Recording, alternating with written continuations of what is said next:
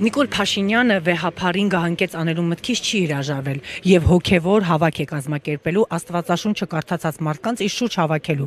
Եթե աղոթող քաղաքացիներով ինքը մոտենա եւ այդ առաջնորդի այդ ամենը, ինչ է անելու եկեղեցին։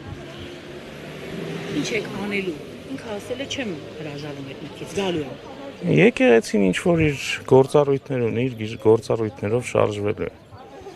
Ինչ գործառույթներով։ Ինքը Աստվածաշունչ կարդած մարդկանց խորհուրդ է հավաքում ու ասում է գալիս եմ։ Եթե աղոթող մարդկանցով եկավ եկեղեցին ինչ է անելու։ Եկեղեցին որևէ բան ձեռնարկելու, ընդդիմանալու խնդիր չունի։ Մենք նման խնդիր չունենք։ Ուզում է գալ, թող գալ, բարով գա։ Աղոթող մարդկանցով է գալու։ Ահա մենք էլ իրենց հետ կաղոթենք։ Ինչու նախկիններ, թալանչիներ, այսպես բնորոշումից հետո, երբ որ ասում է նախկին թալանչիներին էր հետապնդում այսօր իշխանությունը, բայց հիմա հիշել է եկեղեցականներին։ Ինչու, ինչն է պատճառը, փորձել եք հասկանալ։ Դե պատճառը այն է, որ եկեղեցին գիտեք, իր հայտարարություններով բացատրել է երկրում տիրող իրավիճակի մասին եւ այդ իրավիճակը